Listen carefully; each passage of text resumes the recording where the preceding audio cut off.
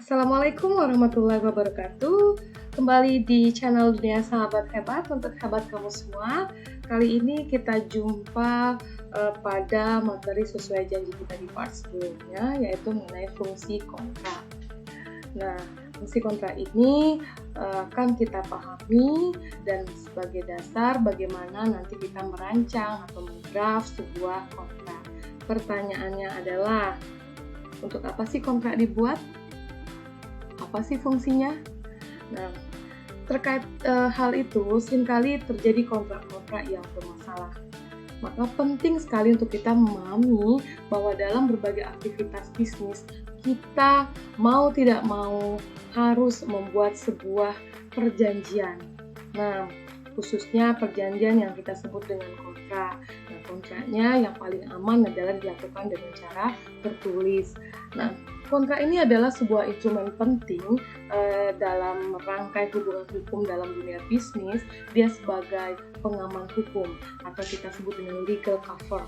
Nah, jadi legal cover ini sebagai pengaman dalam dunia perdagangan, bisnis, di mana kontrak tersebut kita buat dengan mengandung norma-norma hukum atau pasal atau klausul yang konkret yang mengatur apa yang semestinya diatur dalam hubungan hukum tersebut yang nanti akan menimbulkan hak dan kewajiban.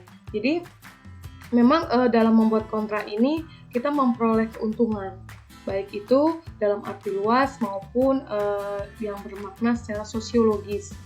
Nah, jadi kontrak itu juga sebenarnya mengandung nilai kemanusiaan, juga kontrak juga dapat memiliki nilai ekonomis. Nah, untuk merancang sebuah kontrak seperti kaedah pengaturannya bahwa hukum kontrak itu bersifat open system, bahwa setiap orang bebas melakukan, bebas mengadakan perjanjian, baik yang sudah diatur di dalam undang-undang ataupun yang justru belum diatur dalam undang-undang. Nah, pasalnya yang kita sebut dengan di dalamnya itu ada terkandung asas Pacta Sunt Servanda.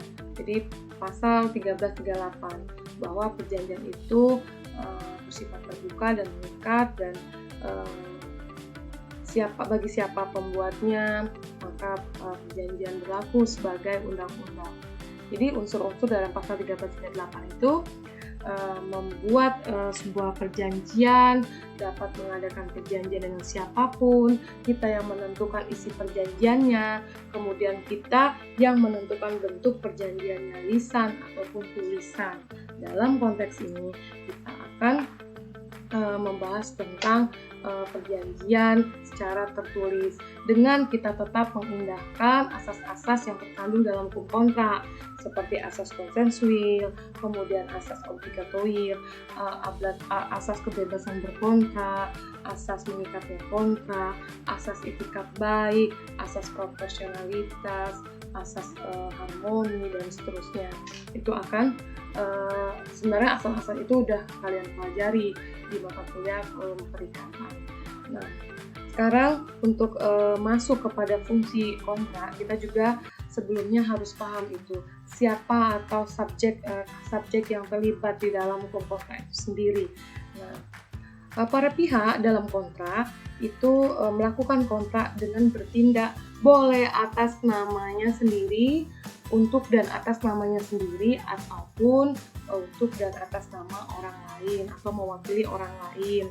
Nah, itu sangat penting, harus ada dalam kontrak. Nah, misalnya bertindak atas nama sendiri namun untuk kepentingan orang lain. Seperti apa?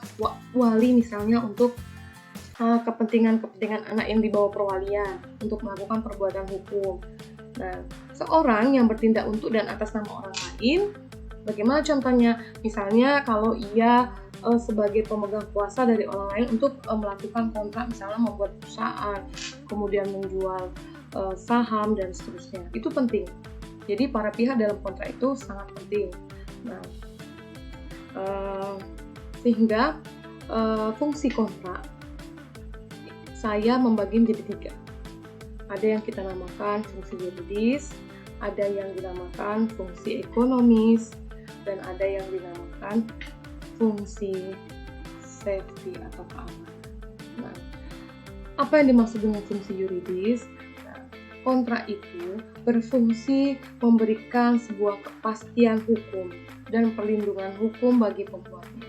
Karena ketika kontrak itu dibuat, berarti para pihak sedang mengadakan hubungan-hubungan yang mereka atur sendiri isinya.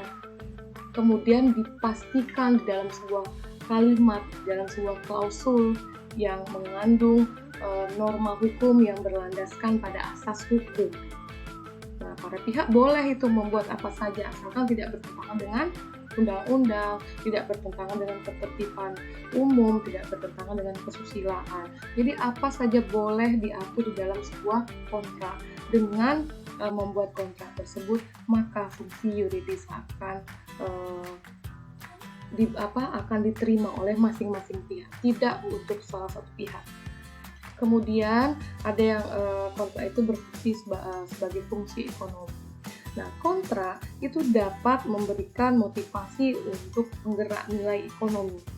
Kemudian dia juga bisa berfungsi sebagai motivasi sumber daya. Nah, bayangkan sebuah kontrak itu dapat dijadikan sebagai suatu trust atau sebuah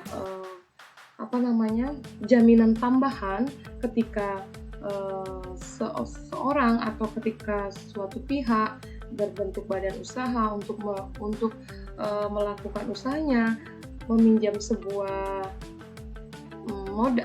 modal kepada sebuah lembaga keuangan, bank ataupun non-bank. Kontrak itu dapat menjadi trust, dapat menjadi sebuah bukti bahwa nanti ketika kreditur memberikan sebuah pinjaman, memberikan sejumlah pinjaman pada debitur, itu berdasarkan kemampuan yang dilahirkan dari sebuah kontrak itu. Misalnya kontrak dari sebuah kerjasama pembangunan proyek itu. Seorang pengusaha kurang memiliki modal, maka dia akan berusaha untuk mencari modal kredit di lembaga pembiayaan, baik bank ataupun non-bank. Nah, biasanya di lembaga-lembaga bersifat yang dimiliki oleh daerah, dimiliki oleh sebuah wilayah, maka butuh sebuah kepastian bagaimana cara pembayarannya, atau di mana nanti kreditur memperoleh kepastian bahwa debitur dapat membayar. Salah satunya adalah dengan kontrak itu. Artinya kontrak itu juga mampu memberi motivasi terhadap sumber daya. Nah, itulah fungsi ekonomi. Kemudian apa? Dengan kontrak misalnya bisa melahirkan hal-hal yang meningkatkan nilai atau value dari sebuah objek perikatan atau objek yang diperjanjikan.